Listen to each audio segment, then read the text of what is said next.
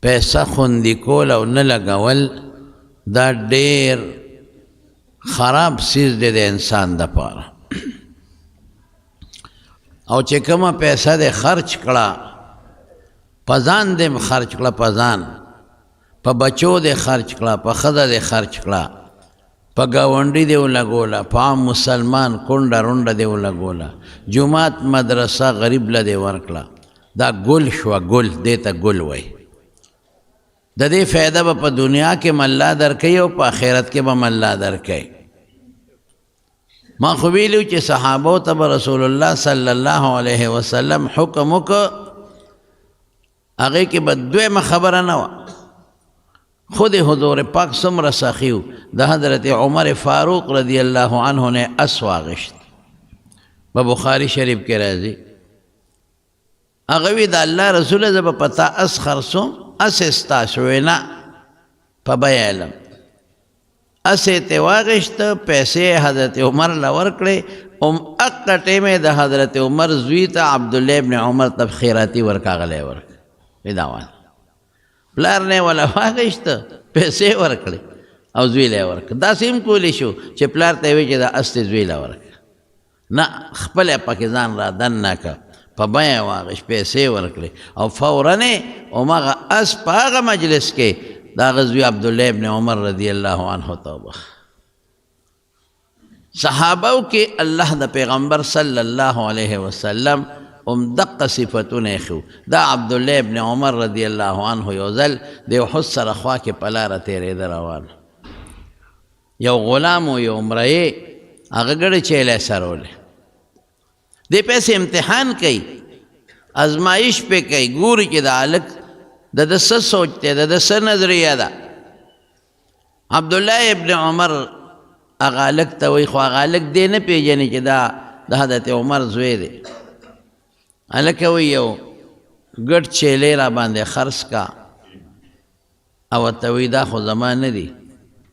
دا خو د بل چا دي زه خو غلام یم دا خو د بل چا دي د هغه د اجازت نه بغیر خو زه نشم خرڅولی عبدالله ابن عمر رضی الله عنه ورته وایي داسې وکړه یو ګډ را باندې خرڅ کا اوس به یې دلته ستا په مخ کې حلال کړو او سرمن به ترې وباسو پوخ به یې کړو ته به هم غوښه وخورئ او موږ به هم غوښه وخورو او ورته یې مشره ما خو تا ته و چې زما نه دي پردي دي نو پردی ګډ را باندې څنګه در باندې خرڅ کړه مالک به څه وایي چې ګډ دې څه کړه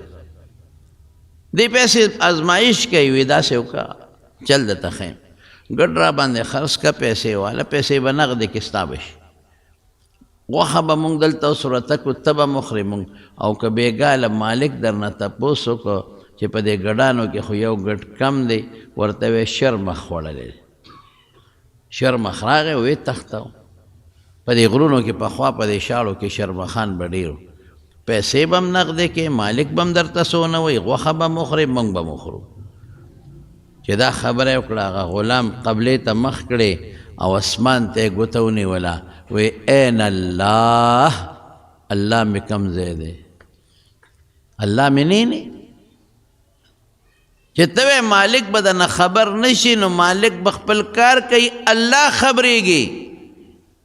فاین الله زما الله به کوم دی چې دا ګډ پتا پردې خرڅوم پیسې جیب کې اچوم هغه ته دروغ وایم ما خو الله ویني که نه زما وروڼو ګورې دا بنیادي خبره ده رسول الله صلی الله علیه وسلم فرمایي چې اوه کسان به د قیامت پر د الله د عرش د سوري لاندې وي اوه کسان په هغه اوو کې یو کس هغه دی ذکر الله خالیا ففادت عیناه چې الله ځان ته رایاد کي او دې سترګې وبېږي اوښکې ته وبېږي او ځان ته الله رایاد کي هېڅوک هم ني او پړه کې د الله یره پرتی یو دغه کس دی دا بنیادی سیز دی مونږ وایو مړه پلان کې خو شته نه یاره پلان کې خو نشته زه راشه مړه چې هر څه مې ووایي دا به نه وی هېڅوک نشته خو الله شته الله دې ویني که غلط کار کې که ښه کې الله دې ویني د الله نه غیب نه که د کور په ګوټ کې په بړستن کې دنه هم ګناه کې په خدای قسم الله ته خبردار دی که پټه نیکي کې رسول الله مبارک فرمایي په دې ښي لاس ورکا چې دا ګس لاس در نه خبر نشي که ته وایې دې نه خو څوک خبر نشو هېڅوک دې خبر نشي خو رب ته خبر دی الله دې ویني الله به پې اجر درکوي او په دې خدای ډېر لوی اجر ورکوي عبدالله ابن عمر پوه شو چې دا سړی خو د خدای نه یریدونکی دی دا غلام لاړ وی دا ګډه چیلی د چا دی ته د چای وی د پلان کې نیغ لاړ هغه مالک لی وی ستا ګډه چیلی ما ولیدې د احد په خوا کې سری دی خرڅی خو نه وی ولې نه خرڅوم وی په څو وی په دې بس پیسې ورته نغدې کړې وی داسې وکړه دا غلام هم را باندې خرڅ کا وی دا مې هم در باندې خرڅ کړه پیسې یې غونډې ورکړې او مې هغه غلام واغېشت او مې هغه ګډه چیلی واغېشتې ماښام ماسخوتن چې هغه غلام ګډه چیلی مالک له بوتلی مالک ورته ویله که ما خو تم خرڅ کړی او دا ګډه چیلی مې غونډې خرڅې کړې په چا د عبدالله ابن عمر د عمر په زوی باندې زال ته بوځه هغه لی ګډه چیلی راوستې دروازې وله راووتو ما هغه سړی وایي دا خو هغه وختینې کاکاجي دی وی دا ګډه چیلی تا اغشتې دی وی او وی ځای راته وښایه دا کم ځای ودرو او وی زه دې ما اغشتې یم وی او وی ما ته هم د شپې ځای ښایه چې زه به کم ځای سملم عبدالله ابن عمر ورته بچې ما ته ځان له نه اغشتې ما الله له اغشتې هغه الله له مې اغشتې چې تا ما ته وختي وی چې ما وی مالک د نه څه خبرېږي او ګډ را خرڅ کا او تا وی چې مالک خو دلته نشته خو فعین الله الله به مې کوم ځای وی الله مې نه دی کم الله چې ستا پړه کې پروت دی او کم الله نه چې ستا زړه یریږي هغې الله دپاره مې اغشتې ځه ازادې ما خپل خدمت له خپلې نوکرۍ له نه اغشتې او بچې دا ګډه چیلی مې هم تا له اغشتې دی دا هم ستا دی ګډه چیلی هم ستا تم د خدای په خدای داسې سخا وه په صحابه کرامو کې هغوی د رسول الله صلی الله علیه وسلم د سورې لاندې لوی شوي دي د دواړو جهانو د مبارک سردار چترۍ پې د پاسه وه د هغوی صادر ورباندې د پاسه وه خو چې کم صفت به په حضور پاک کې و فوراً به عمل کو یقین یې و زموږ یقین نشته هغوی د پیغمبر په خبره کلک یقین دی چې د خدای دپاره ورکړم مال الله راکوي دی بالکل یقین و زمونږ هغه یقین نشته مونږ یې په غوږ اورو خو مونږ وایو که دا 5 روپۍ هم د خدای په نوم ورکړې کمې شوې که دا 100 روپۍ هم د خدای په نوم ورکړې دا کمې شوې که دا 1000 روپۍ مو جومات ته د خدای په نوم ورکړې دا کمې شوې هغوی به وی نه دا ظاهر کې کمې شوې خو په حقیقت کې د دې بدل الله په دنیا هم راکوي او د دې بدل به الله په آخرت کې هم راکوي بنیادي څیز دقه یقین دی زمونږ د علما وی حج او عمره د اسبابو د غنا نه دي څه مطلب چې څوک هم حج او عمره وکړي دی به غریب کېږي نه او رسول الله مبارک هم فرمایي چې حج او عمره ینفیان الفقره دا فقر ختموي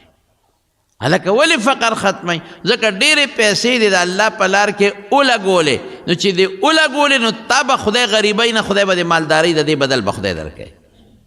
مونږ څه وایو اوهو دا خو 15 لکه روپۍ په حج لګي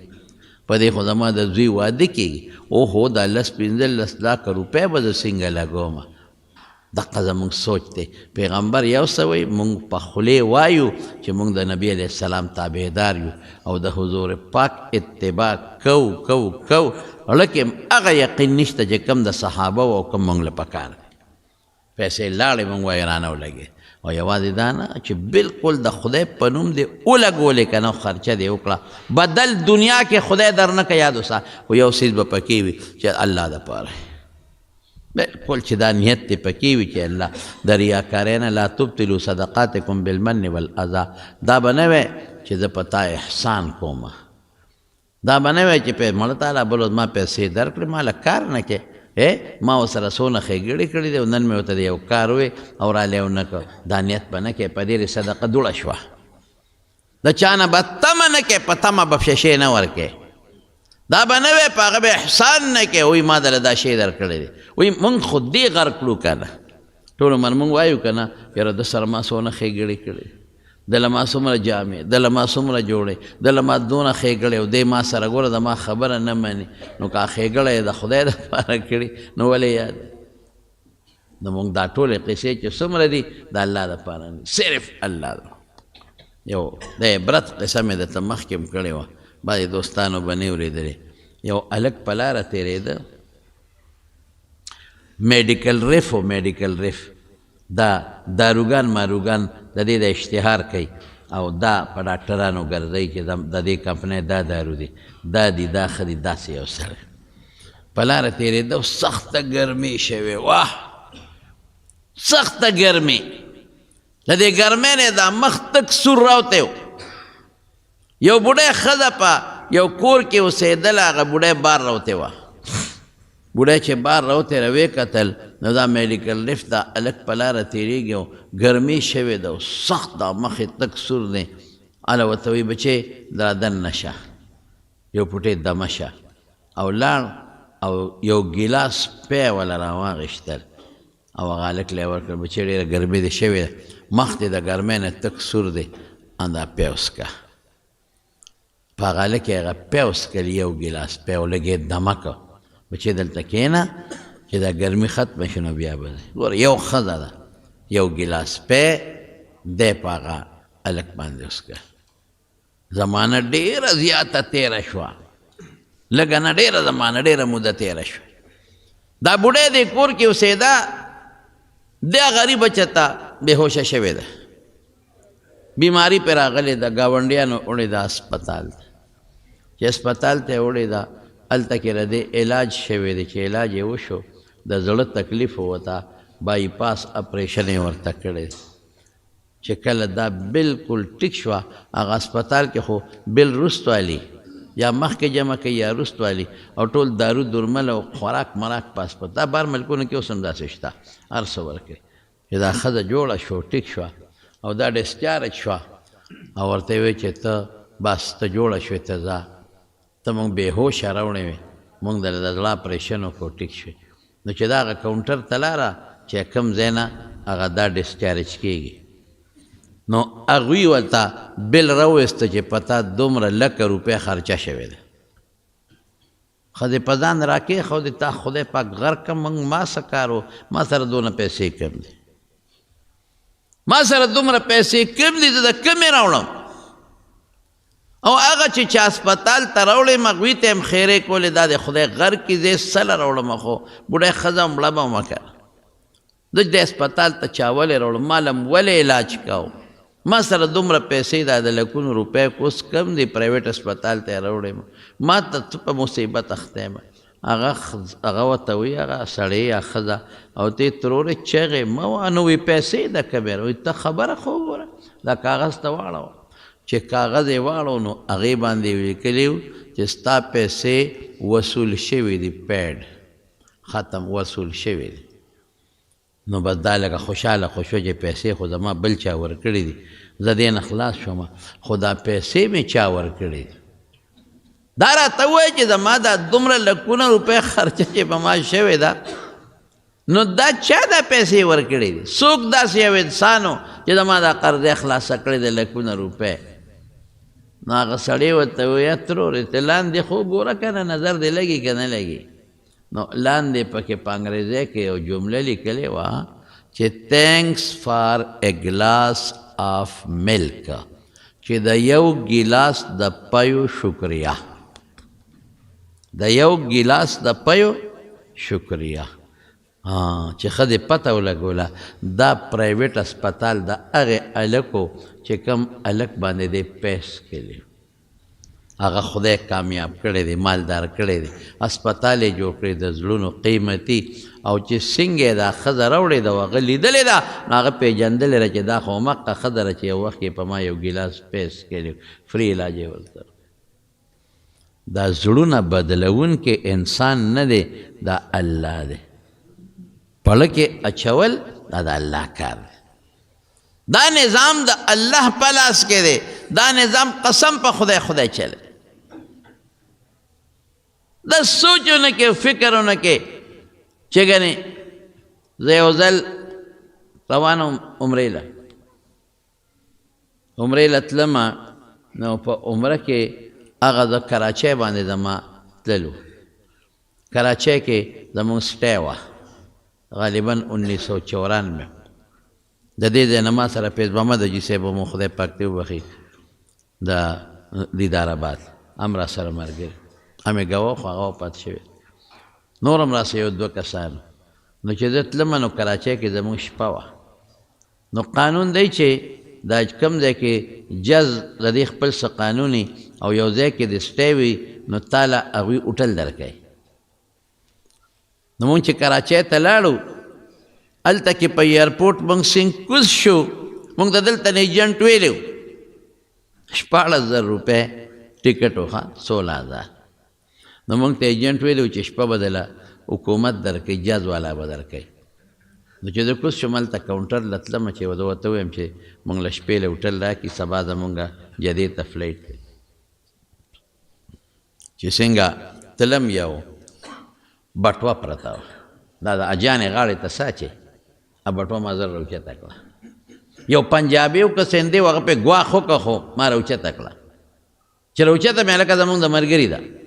هلکې مې وایي چې خو دا عمرې ملګري وایي د حج که نه بټوه هغه ده الله چې دا هغه کاونټر له لاړم هغه کاونټر ته مونږ وایي چې مونږ خو سبا فلایټ دی ټکټ مې ورته وخو نو هغه ما ته وایي چې بار ته دا یو کاغذ یې راکړه پرچه یې راکړه وی 2 کسان یې ما وی دا به تاسو هوټل ته بار ګاډۍ ولاړ دی بوځي او سار به مو واپس راولي چې بل جس کې لاړ شي ما چې هغه بټوه وکتل نو په هغه بټوه کې شناختي کارډ هم و پاسپورټ هم و ټکټ هم و ریالونه مو پکې نورې پیسې میسې مې پکې شناختي کارډ مې راوویسته او هغه کاونټر والا ته مې دا زما ملګری دی دا ستا سړی پسه شو وی دا هم دغې هوټل ته مونږ لیږلی دی یا تا ته کوم ته لیږو دیم تاسو سره سبا روان دی دا هغې کې دی مې ښه چې زه څنګه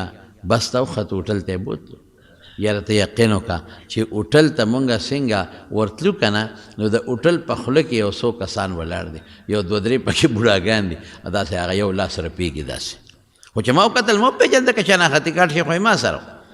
مې بابا ولې یاره وایي د ده نه هلته چې ته لاره کې بټوه پروت دی دا پاسپورټ هم دی ټکټ هم دی هر څه دی او عمرې له روان او پته نه لګي چې کوم ځای پروت دی دا پریشاني ده مې پریشانه کېږي مې ها مې دا خو نه ده مړه سم خوشحاله شو ځکه چې پاسپورټ هر څه ورته میلو شو ویزا او هر څه په هغې کړو سم خوشحاله هغه وخت سره 1500 روپۍ دی راوویستو ډېر ښه او ما لې راکړې وي هم بچې دا واله مې ما په بیه دله نه دی راوړی نو واخله 1500 روپۍ خوشحاله شو واروس ښه الله دې بدل خلاصولو ته ګوره هغه ذات ته قسم په خدای لاس په لاس دله بدل خلاصوي ځکه خو رسول الله مبارک فرمایي انا اغیر منکم والله اغیر مني زستاسو نه غیرتی من الله زمانه غیرتی غیرتی له چا بدل په ځان نه پرېږدي مونږ وایو د خدای بندګانو ورکې الله له قسم دې که بدل پرېږدي دلی درکوي خو بس خلک وایي نه که مې ورکړه دی راکوي کمیږي صیبه چې زه سبا جاس کې کېناستو او جدې ته ورسېدل ماما مې راپسې راغلی و د هغه به دا هغه زمانه کې دا کیسټې وې د نعتونو دا کیسټې به یې خوښې نو ما ولا دلته یو حافظو په دې عثمانزو کې ډېر ښکلی حافظ و هغه به هغه نعتخواني کوله لکه څه نوم یې حسین شاه پیسه هغه نه مې ولا کیسټ ډک کړی د نعتونو چې زه څنګه لاړم ایرپورټ نه بار یو برجی وه داسې هغه برجی سره مې خپل بیګ او ما سره م بټوه وه هغه هر څه کېښوده د ده په انتظار یم دغه د چراغ یې ودرېده ما ته وي زه خورې چې خېجو ګاډي ته سامان هم ګاډي ته وخېجو روان شو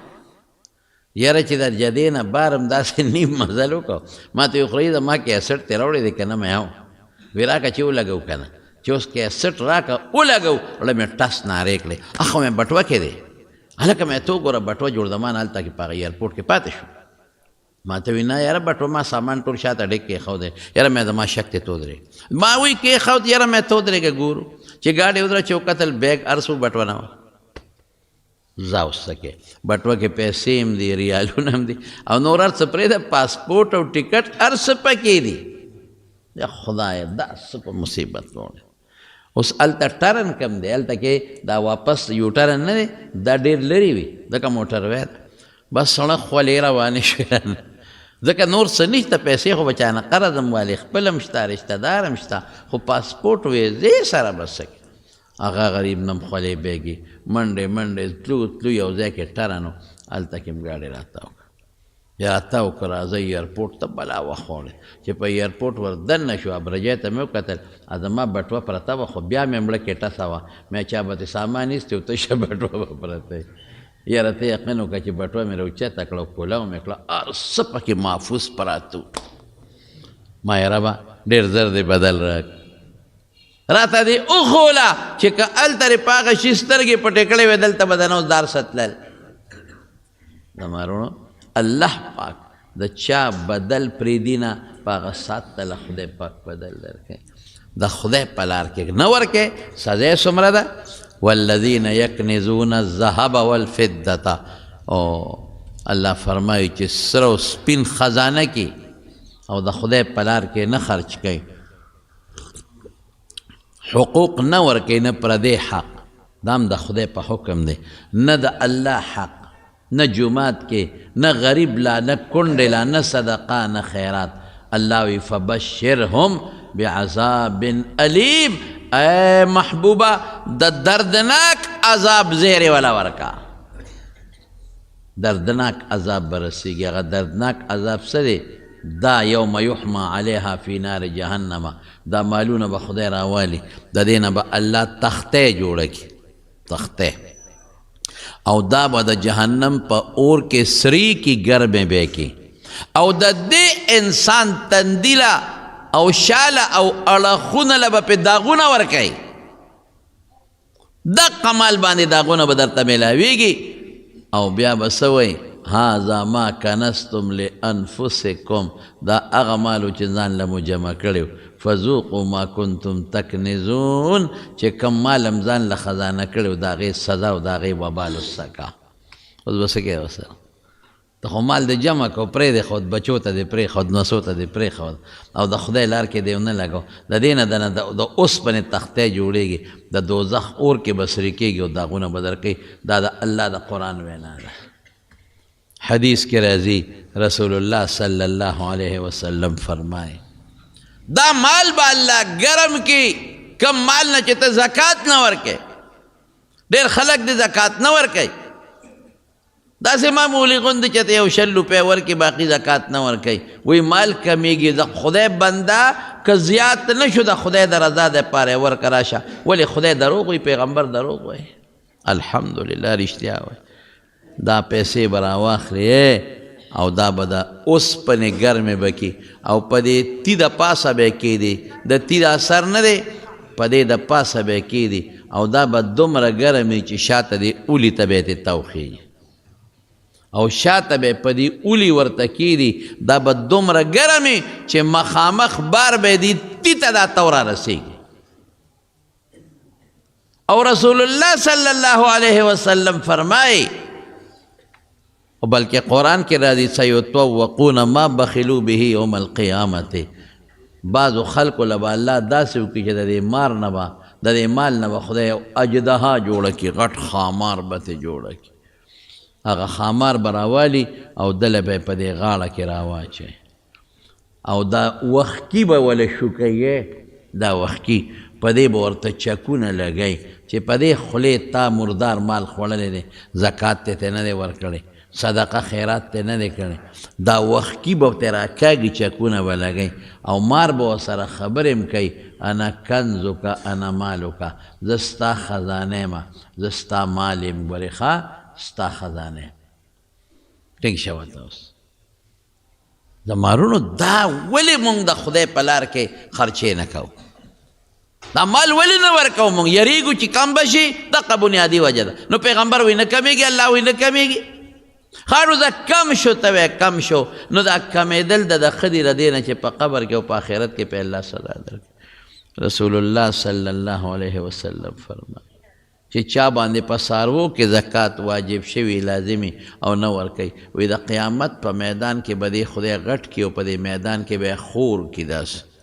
وجود به وله غټ کړي او خور به کړي، او دا څاروي به پې پسه ګرځوي، دا چې کوم څاروو کې زکات نه دی ورکړي. دا به پې د پاسه تاویږي ګردی او چې کم څاروي هغه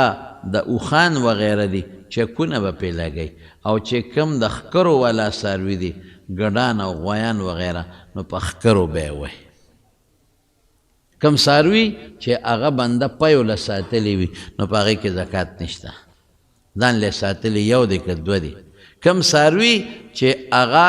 یو انسان تجارت له ساتلی یو هغې چې د قلبه ساتلی د کار پې کوي خیر دی پروا نشته که قلبه دی له ساتلی چې مزدوري به پې کوم خلکو به پې یوې کوم په دې هم زکات نشته غوی سنډی دی له اغېشتی دی چې زه به پې کار کوم ریړه به پې چلوم خلکو له پې مزدوري به پې کوم بار به پې راوړم په دې کې هم نشته ځان له کار له ساتلی په دې کې هم نشته هغه څاروي چې هغې تجارت له اغېشتی دی دا تاجران اکثر ګډان چیلي او یا څاروي اخلي او خرڅوي تجارت دپاره دې کې ګورې زکات شته یو هغه یو قسم څاروي دی هغه دلته نشته دا ګډان چیلی چې سرن له اغېشتي یا اوښان هغه سری د بلوچستان کې شته په دې سند کې شته زمونږ په وطن کې هغه نشته دی زمونږ وطن کې را دوه قسمه درې قسمه څاروي دي یو یې خپل کار له اغېشتي زمیندارو کروانې چې دا ما کار له اغېشتي دي کار به پې کوم پی به ته اخلم زمینداره به پې کومه بچي راوړل نو زه بچي به هم ترې خرڅوم یو دا په دې زکات نشته یو هغې چې دې دپاره یې قلبه اغېشتي چې خلکو له پې لګیا دی کار کوي مزدوري دې کې هم نشته چې دا اغېشتل خرڅول خرڅوي او اخلي د منډۍ دا سوداګران نو دوی به د دې خپل قیمت به یې ولګوي او د هغې زکات به ورکړي ورې نه که دقه یې سزا ده چې دا کومه سزا درته ما وویله نو په مال کې بخل مه کوئ بس د خدای په لار کې خرچې کوئ پرون مې درته ووی رسول الله صلی الله علیه وسلم فرمایي چې کوم سخي دی نو قریب من الله الله ته نږدې دی قریب من الجنه جنت ته نږدې دی قریب من الناس خلقو ته هم نږدې دی ولې خلک یې صفت کوي څوک ترې نه تښتي مړ دا خو ډېر ښه سړی دی او بخیل بعید من الله دا الله نه لرې دی بعید من الناس خلقو نه هم لرې څوک ورنږدې کېږي نه ورکې که مړوئ د دوو پیسو خیر پکې نشته دی او بعید من الجنه د جنت نه هم لرې دی اور ته نږدې دی بس دا خدای شان دی که نه چې بخل ډېر خطر او دا بخل چې که نه دا بخیلوانې بعضې سړی په خپله خي په ځان او په بچو خوري پردو له نه ورکوي او بعضې ظالم کنجوسي کنجوس خو پېژنئ که نه کړوس ورته وي کړوس او کنجوس چې نه ځان ته نه کېږي او نه بل ته نه کېږي بس پیسه د جیبه راوباسي نه لاس کې روپۍ نیولي او که هغه روپۍ خوله شي او روپۍ ورته جاړي ورته خوله شي چې باباجي یا مې جیب کې کېده او یا مې ولګاوه دته کنجوس وایي دته کړوس وایي کړوس نه ځان ته او بعضې خدای چې ځان ته اړه کېږي خو بل ته نه یو سړی اوس مړ دی خدای دې وبخي ښځه به یې مونږ کار راتله هغه هم وفات شوې ده یاره دواړه دې خدای وبخي ښه انسان نو ما ته به هغه ښځې وی ما ته وی یاره دې سړي ته اوس نصیحت وکړه خو ما مه یادوه نو مې چې زه تا نه یادوم نو ما ته وایي چې تا ته پیریان وال ویلې دی که څنګه چل او سړی مې غوسناک دی ما له ولې کار ګور نه نه وایي ته ورته نصیحت وکړه مې څه وایي غوښه راوړې غوښه نو چې غوښه راوړې نو ما ته وایي چې دا باندې کړه ووینځئ په خپله کله ووینځي ټوکړې ټوکړې یې کله وله زوکم نو وایي زه ورته ناست یم نو هغه غوښه چې پخه شي نو سمسۍ باندې راوباسي په پلیټ کې وخوري د ظالم بچی کیلو 2 کیلو غوښه غونډه وخوري د سیل نو یې اخره کې چې مړې پاتې شي او ډوکې مډوکې پاتې شي نو یې دیکه ورکړي چې ځه خدای مې بې خو بس دا دې په بچو مه خوره ته مه خوره ته ورته دونه ووایه چې 2 کیلو روړی نو ظالمه کیلو خوره دا کیلو خو پکې دی نو هغه چمړې واړه کم ځای خوري او زمونږ کم ځای تېرېږي نو بعضې داسې خلک او بعضې داسې هم دي هم درته ووایم بعضې داسې هم دی چې د ظالم ځان ته هم نړۍ کېږي او پردو ته نو د هغه کور والا دی خدای وبخي هغې به وي وي د سپېره نه ځان تړی کېږي او نه یې مونږ تړی کېږي نو وایي مونږ خو هر څه راوړو وی د کندونه غنم دانې خرڅو د ده نه پټې او وی ځان له غوښه هم راوړو او وی چرګان هم راوړو هر څه راوړو وی مونږ ښه خورو او وی دې سپېره ټماټر ټکو او له ورکو وی ځکه وی داسې وی دې ته خوراک وی وی دقسې وی بچت کوې بچت چې بچت کوو په تا هم دا ټماټر او چټني او شملې خورو او یم په خپله ښه چرګه لږي د ظالم بیا خو پوهېږي نه یو سړی و نو هغه خانه بدوش و خانه بدوش یو خو بشیرجان دی بشیرجان خو دومره غټ شوم دی که نه توبه وباسه چې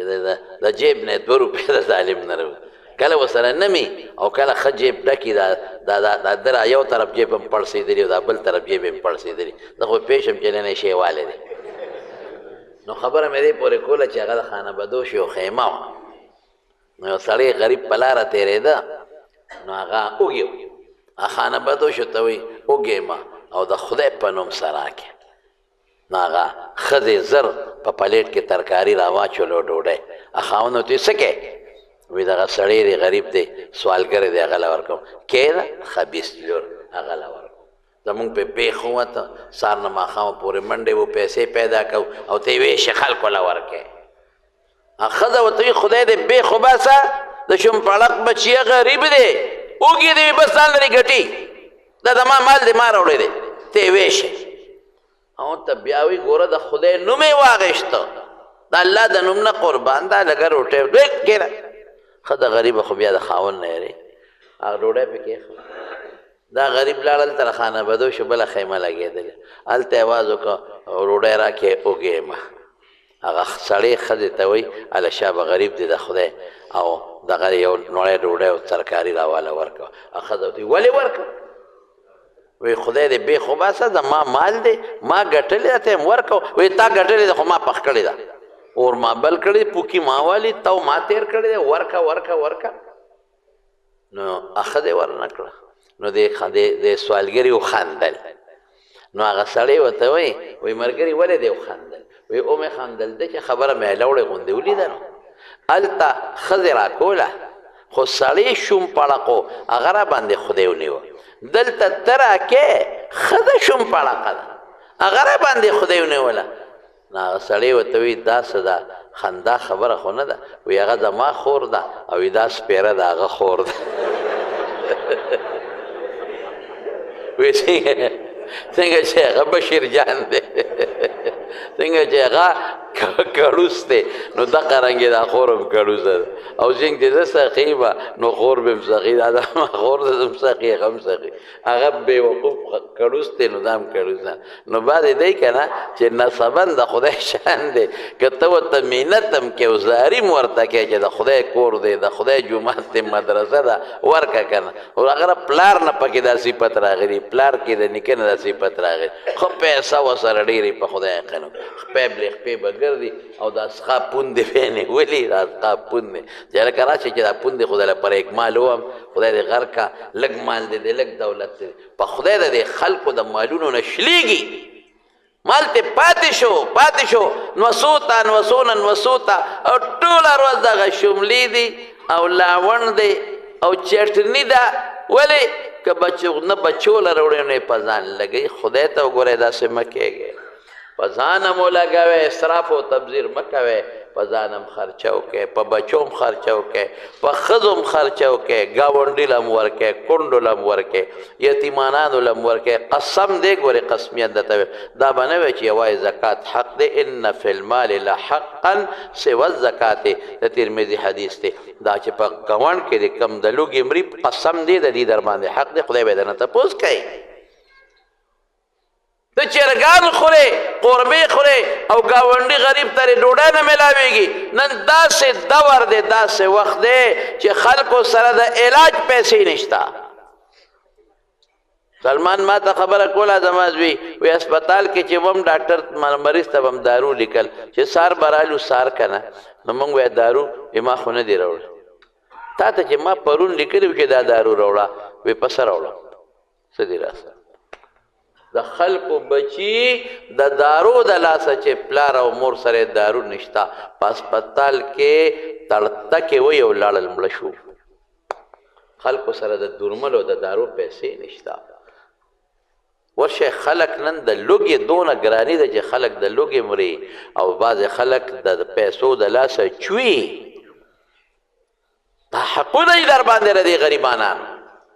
د دې ګاونډیانو حقونه یې در باندې یو خو مهرباني وکړئ زکات پوره ورکوئ کوتاهي پکې مه کوئ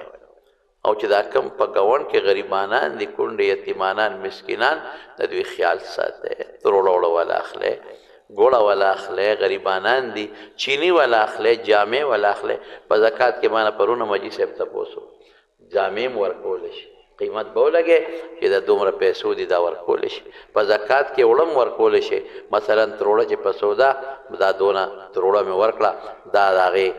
قیمت دی دا زما زکات شو ګوړه ده مثلا مثلا 500 چې ده چاله ورکړې دا د دونه پیسو ده دونه پیسې د زکات کې لاړ دا ورکولی شي تاسو ورکې دی غریبانانو او جزانانو له بدل به د خدای درکړي څومره چې ورکې هغه به درته راځي څومره چې ورکې راځي به نو زه څه ویم درته چې د خدای او د رسول خبرې نو په هغې کې زما د خبرې څه ضرورت دی بخل به نه کوئ او سخا به کوئ ښه انشاءالله الله هم خوشحاله که الله هم خیر و برکت نصیب کړه